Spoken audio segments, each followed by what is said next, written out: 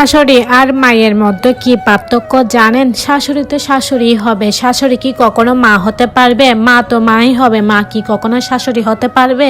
আমি যখন ক্লাস 8-এ পড়ি, জিএসসি পরীক্ষা দেওয়ার পর আমি কিন্তু একটি অনুষ্ঠানে বেড়াতে গেছিলাম। আমার নানু বাড়িতে একটা অনুষ্ঠান হচ্ছে, ওইখানে ঘুরতে গেছিলাম। তো ওইখানে কিন্তু প্রচুর মেহমান আসছিল। তো মেহমান আসার পর ওইখানে কিন্তু একজন মহিলা থেকে আমাকে খুবই পছন্দ হয়। সে আমার থেকে আমার নাম ঠিকানা সবকিছু জিজ্ঞেস করার পর সে আমাদের বাড়িতে আসে। আমার বাড়িতে আসার পর আমার আম্মু আব্বুকে বলে যে আপনার মেয়েকে কিন্তু আমার খুবই ভালো লাগছে, আপনার মেয়েকে আমি আমার ঘরের বউ করে নিয়ে যেতে চাই। তবে কিন্তু সে বউ হিসাবে নয়, সে আমার মেয়ে হিসাবে থাকবে। যেহেতু আমার কোনো মেয়ে নাই, তাকে আমি আমার বউ নয়, তাকে আমি মেয়ে হিসাবে দেখবো, মেয়ে হিসাবে ভালোবাসবো। তো এভাবে উনি কিন্তু আমার আম্মু আর আব্বুকে বলতেছে এসব কথা। তো আমার আম্মু আব্বু বলতেছে আপনার ছেলে কি করে? তো উনি বললো যে আমার ছেলে একটি চাকরি করে। তো আমার আম্মু বলছে যে আপনার ছেলে কোথায় চাকরি করে, সে অ্যাড্রেসটা দেন, আমি তাকে দেখতে যাব। তো উনি সে অ্যাড্রেসটা দিছে। দেওয়ার পর আমার মা বাবা ওখানে গেছে, যাওয়ার পর ওখানে খোঁজ নিছে, বলতেছে যে সবাই বলতেছে ছেলে ভালো।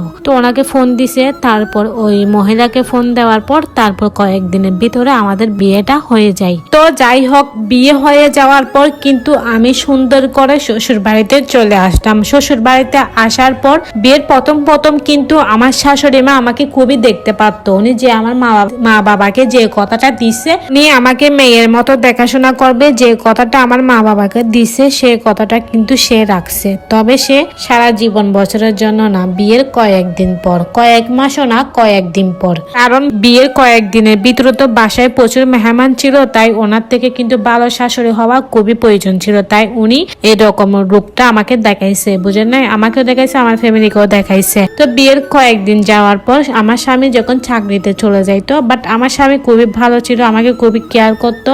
দেন তার মাকে বলে যেত যে আমার বউর যেন কোনো অসুবিধা না হয়। আমার শাশুড়ি তাকে বলতো যে তোর বউকে আমি দেখাশোনা করে আনছি, অবশ্যই আমি তাকে ভালো রাখবো। আমার স্বামীকে এই কথাটা সে বলতো।